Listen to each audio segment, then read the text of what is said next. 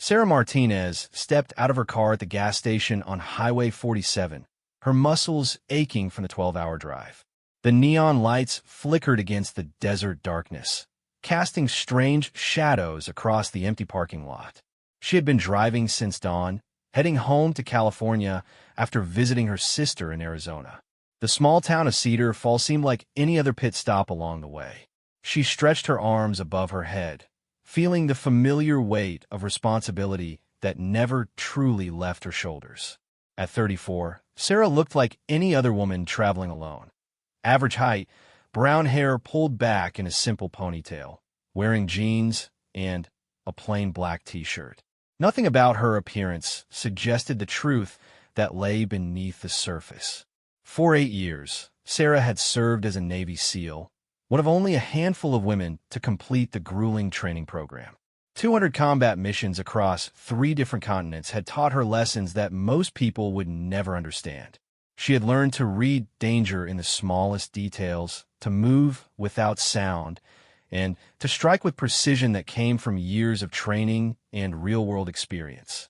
But tonight, she was just Sarah, not Petty Officer Martinez, not the woman who had earned 3 Purple Hearts and a Bronze Star, just someone who needed gas and maybe a cup of coffee before continuing her journey home. The gas station attendant, a young man with tired eyes, barely looked up as she entered the small convenience store. The fluorescent lights hummed overhead, and the smell of stale coffee mixed with the artificial cherry scent from the air freshener hanging near the register. Sarah grabbed a bottle of water and a protein bar, her trained eyes automatically scanning the store's layout, noting the exits, the security camera positions, and the man in the corner who seemed to be watching her a little too closely. The man was tall, maybe 6 feet, with the kind of build that suggested he spent time in the gym, but not the disciplined training that Sarah recognized from her military days.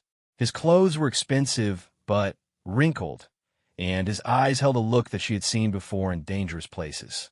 It was the look of someone who saw weakness where none existed, someone who made assumptions based on surface appearances. Sarah paid for her items and headed back to her car, where the gas pump was still filling her tank. The desert air was cool against her skin, and she could hear the distant sound of traffic on the interstate. Everything seemed normal until she noticed the same man from inside the store walking toward her, followed by 2 others who had apparently been waiting outside. They moved with the swagger of men who had never faced real consequences for their actions. The leader, the one from inside, had his hands in his pockets and wore a smile that didn't reach his eyes. His companions flanked him on either side, clearly used to this routine. Sarah recognized the formation immediately. It was designed to intimidate, to make the target feel surrounded and helpless. "Evening, lady," the leader called out as they approached. "Nice car you got there. Looks expensive." Sarah finished pumping her gas and replaced the nozzle, her movements calm and deliberate. She had faced Taliban fighters in Afghan mountains, insurgents in Iraqi cities, and pirates off the coast of Somalia. 3 small-town bullies didn't even register on her threat assessment scale, but she knew they didn't realize what they were walking into. "Just passing through," she replied evenly, screwing the gas cap back on. Her voice carried no fear, no uncertainty. 8 years of combat had taught her that showing weakness only encouraged predators. The 3 men exchanged glances, and Sarah could see them reassessing. Most women in their experience probably would have shown signs of nervousness by now. The fact that she seemed completely calm was clearly not what they had expected. "Well, thing is," the leader continued, stepping closer, "this is our town, and we don't like strangers just passing through without paying their respects, if you know what I mean." His companions chuckled, the sound ugly in the desert night. Sarah could see that they had done this before, probably many times. They had a system, a routine that had worked for them in the past. What they didn't know was that they had just made the biggest mistake of their lives. Sarah stood perfectly still, her hands loose at her sides, her breathing steady and controlled. To an observer, she might have looked like a frightened woman trying not to show her fear. But beneath the surface, her mind was already working, calculating distances, assessing capabilities, and preparing for what she knew was about to happen. The leader took another step forward, now close enough that Sarah could smell the alcohol on his breath. His confidence was growing with each second that passed without her showing the fear he expected to see. Behind him, his two companions were spreading out slightly, trying to cut off any escape routes to her car. "See, lady, the way this works is simple," he said, his voice taking on a threatening tone. "You give us what's in your wallet, maybe those nice earrings, and we let you drive away. No harm, no faute, just a little road tax." Sarah's earrings were simple silver studs, nothing valuable, but she understood this wasn't really about money. This was about power, about three men who got their kicks from intimidating people they saw as vulnerable. In their minds, she was just another easy target, a woman alone at night in the middle of nowhere. What they couldn't see were the scars on her body from shrapnel wounds, the calluses on her hands from years of weapon training, or the way her muscles remained coiled and ready despite her relaxed appearance.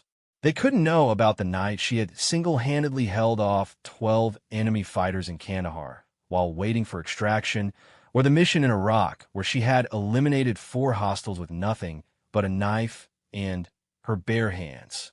"I'm not looking for trouble," Sarah said quietly, her voice steady. "I just want to get back on the road." The man to her left, a stocky guy with a shaved head, laughed. "Hear that, boys? She's not looking for trouble. Well, trouble found you anyway, sweetheart." He reached into his jacket and pulled out a knife, the blade catching the neon light from the gas station sign. It was a cheap hunting knife, the kind sold at truck stops, but in the right hands, any blade could be deadly. Unfortunately for him, he was nowhere near the right hands. Sarah's training kicked in automatically. Her mind cataloged the threats. 3 opponents, 1 armed with a knife, positioned at her 10, 12, and 2 o'clock positions. The knife wielder was the immediate threat, but also the most predictable. Men who relied on weapons for intimidation rarely knew how to use them effectively in close combat.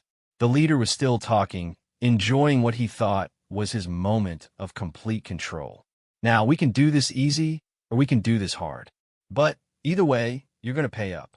Sarah slowly reached for her back pocket, and all 3 men tensed, thinking she was going for her wallet. Instead, her fingers found the small tactical pen she always carried, a simple writing instrument to most people, but in her hands, it was a precision weapon. "Please," she said, her voice taking on a slight tremor that wasn't quite real. "I don't have much money. Can't we just forget about this?" The false vulnerability in her voice made the men even more confident.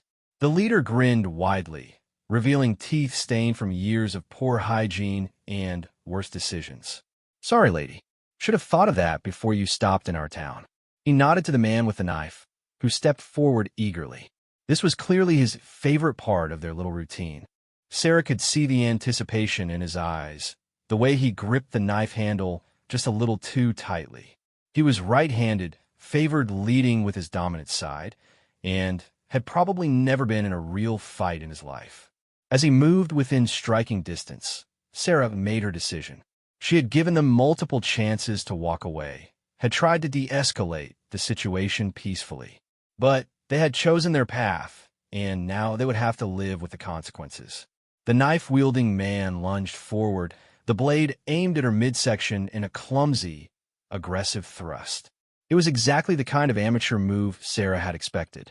She sidestepped smoothly, her body moving with the fluid grace of someone who had practiced these motions thousands of times under far more dangerous circumstances. Her left hand deflected his knife arm, while her right brought the tactical pen up in a sharp, controlled strike to a pressure point just below his elbow. The man screamed as his arm went numb, the knife clattering to the pavement. Before he could recover, Sarah's knee connected with his solar plexus, doubling him over, and a precise strike to the back of his neck sent him crashing to the ground. The entire sequence took less than 3 seconds. The other 2 men stared in shock, their minds struggling to process what they had just witnessed. One moment, they had been in complete control, threatening a helpless woman. The next, their armed companion was lying unconscious on the asphalt, and the woman they had underestimated was standing calmly over him, not even breathing hard. The leader's mouth fell open as he stared down at his unconscious friend. The man who had been so confident with his knife was now lying motionless, breathing, but clearly out of the fight. The leader's eyes darted back to Sarah, and, for the first time, he was seeing her clearly. Gone was the helpless woman he had imagined. Instead, he found himself looking at someone who stood with perfect balance, whose eyes held a calm alertness that spoke of real danger. Sarah's expression hadn't changed, but something in her posture had shifted. She was no longer pretending to be vulnerable. "What the hell did you do to Tommy?" the third man demanded, his voice cracking slightly. He was younger than the others, maybe early 20s, with the kind of nervous energy that suggested this was probably his first time participating in their little robberies. Sarah looked at him with something that might have been pity. "He'll be fine. He's just taking a nap. The question is what you two are going to do next." The leader tried to regain his composure, but Sarah could see the uncertainty in his eyes. He was recalculating the situation, trying to figure out how a simple robbery had gone so wrong so quickly. His remaining companion was looking between him and Sarah, clearly hoping for guidance that wasn't coming. "You got lucky," the leader said, though his voice lacked conviction. "Tommy was always clumsy with that knife. But there's still two of us and one of you." Sarah almost smiled.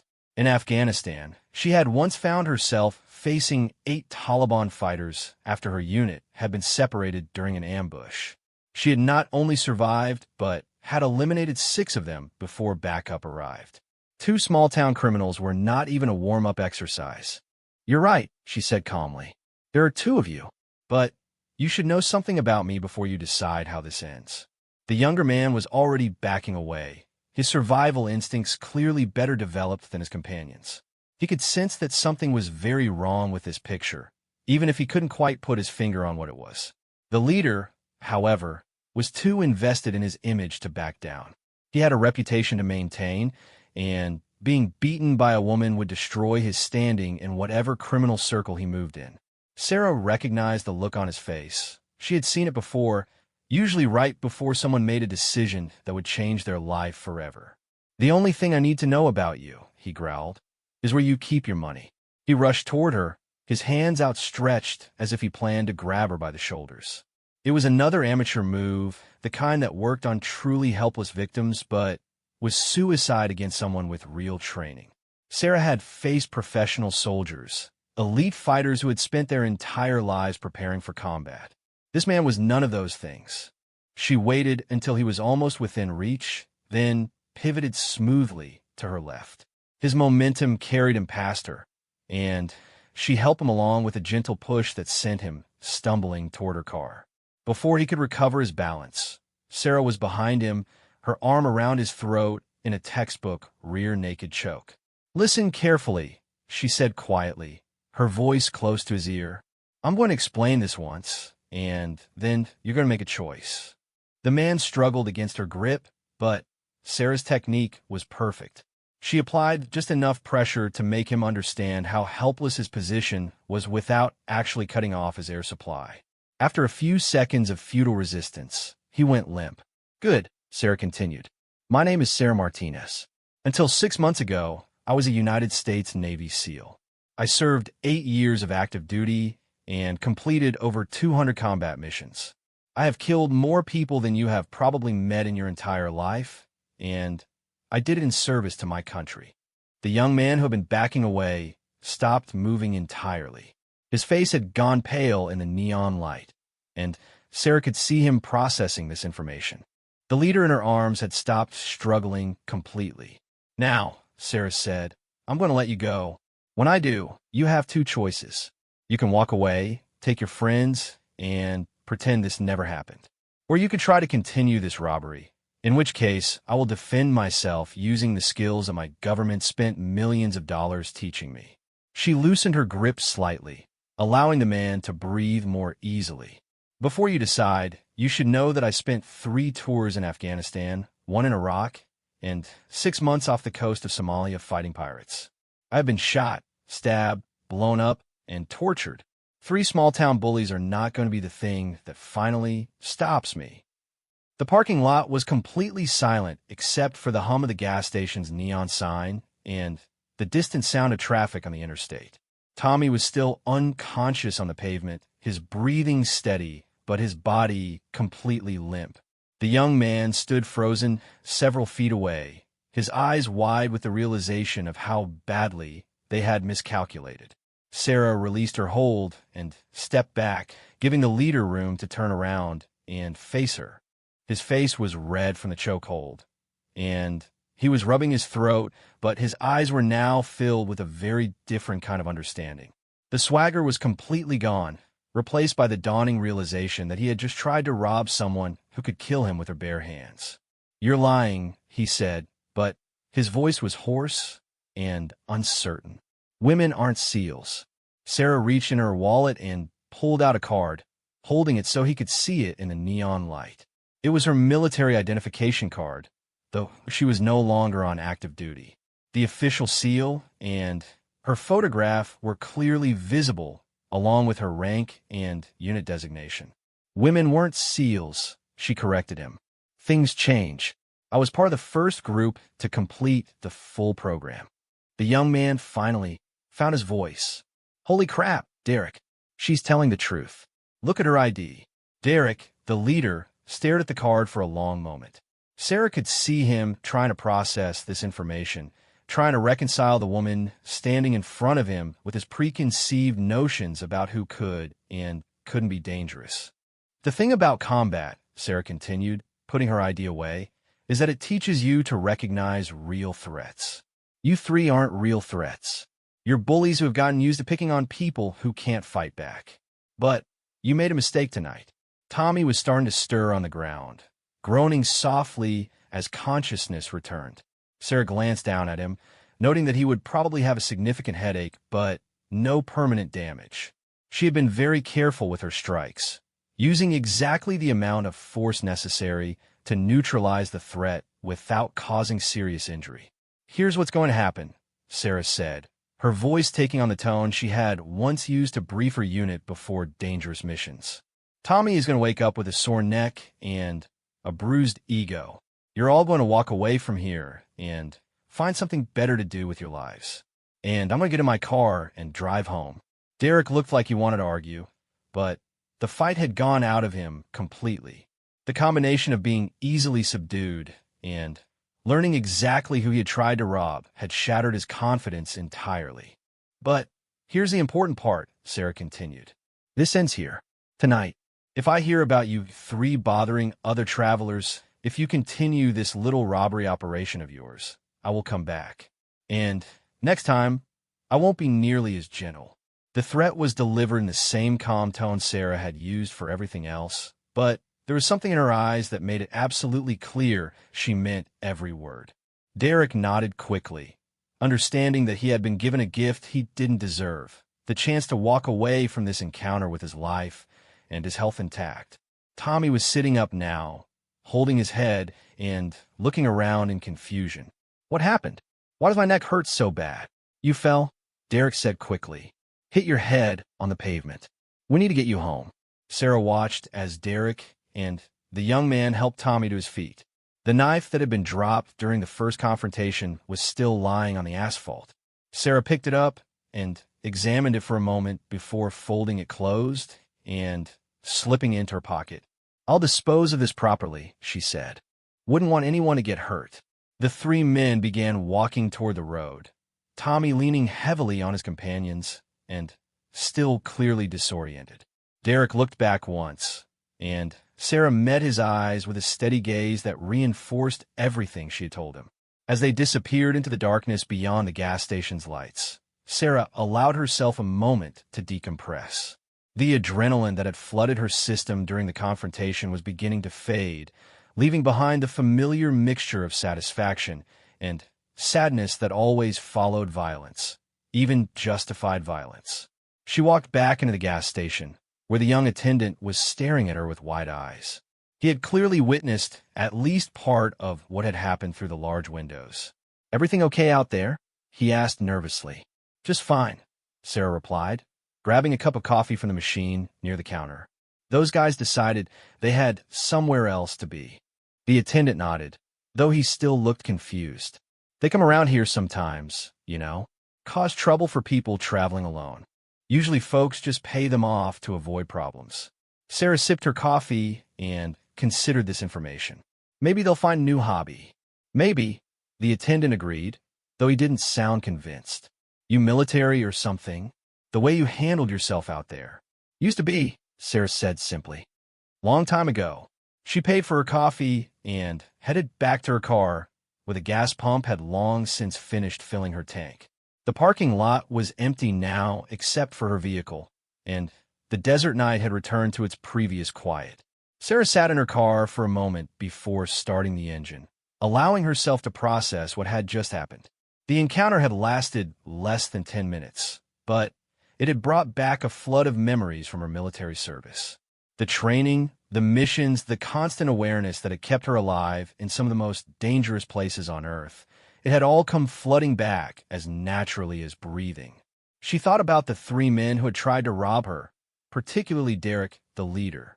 In his eyes, she had seen something familiar, the look of someone who had built their identity around being feared by others. It was the same look she had seen in warlords and terrorists, men who derived their power from intimidating those they perceived as weaker. The difference was that Derek and his friends were small-time criminals in a small town, not international threats. But the mentality was the same, and Sarah knew that her intervention tonight had probably prevented other people from being victimized. How many travelers had stopped at this same gas station only to be robbed and possibly hurt by these 3? Starting her car, Sarah pulled back on a Highway 47 and continued her journey west. The lights of Cedar Falls disappeared in her rearview mirror, and she found herself alone with the desert and her thoughts once again. Her phone rang, and she answered it through the car's hands-free system. It was her sister Maria, calling to check on her progress. Hey, how's the drive going? You should be about halfway home by now. Just fine, Sarah replied, deciding not to mention the evening's excitement. Made a quick stop for gas and coffee. Should be home by morning. Good. Drive safe, okay? I know you can take care of yourself, but I still worry. Sarah smiled at that. If Maria only knew what had just happened, she would probably insist on driving out to escort Sarah home personally. Her family had never fully adjusted to the idea that their daughter and sister had spent 8 years as a special operations soldier. To them, she would always be the quiet girl who had surprised everyone by joining the military after college. I'll be fine, Maria. Thanks for a great visit. Anytime. Love you. Love you too. The call ended, and Sarah was alone with the road again. She thought about the conversation she'd had with Derek, about the choice she had given him and his friends. In her experience, bullies like them fell into 2 categories when confronted with real consequences. They either learned from the experience and changed their ways, or they escalated their behavior and eventually ended up in prison or worse. She hoped Derek would choose wisely, but she knew that wasn't entirely up to her. She had given them information and a warning. What they did with it was their decision to make. The highway stretched out ahead of her, empty except for the occasional truck carrying goods across the country. Sarah settled into the rhythm of long-distance driving, her mind gradually shifting away from the encounter at the gas station and toward thoughts of home. She had been out of the military for 6 months now, adjusting to civilian life in ways both large and small.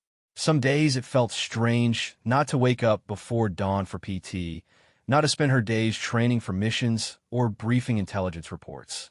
But she was finding her own way, working as a consultant for private security firms and occasionally teaching self-defense classes at the local community center. The irony wasn't lost on her that she had spent 8 years protecting strangers in foreign countries, and tonight she had ended up protecting herself from strangers in her own country. The skills remained the same, even if the context had changed. As the miles passed, Sarah found herself thinking about the young man who had been with Derek and Tommy. He had seemed genuinely frightened by the encounter, and she hoped that fear would be enough to convince him to find better friends and better activities. Sometimes it only took one moment of clarity to change the entire direction of a life. The eastern horizon was beginning to show the first hints of dawn when Sarah finally pulled into her driveway in San Diego. Her small house sat quietly in the morning light, surrounded by the garden she had been working on since her discharge. It wasn't much, but it was hers, and it represented the new life she was building for herself. As she carried her bags inside, Sarah thought one more time about the events at the gas station. 3 men had attacked her expecting to find an easy victim. Instead, they had learned that appearances could be deceiving, that strength didn't always look the way they expected it to look. She hoped they had learned something valuable from the experience. More importantly, she hoped they would remember it the next time they were tempted to target someone they assumed couldn't fight back. Sarah made herself a proper cup of coffee, much better than the gas station variety, and sat on her back porch watching the sun rise over the Pacific Ocean.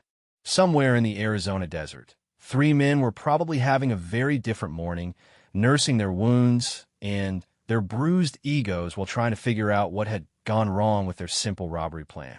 It had been, Sarah reflected, an interesting end to what was supposed to be a routine drive home. But then, again, life had a way of being interesting when you possess the skills to handle whatever it threw at you.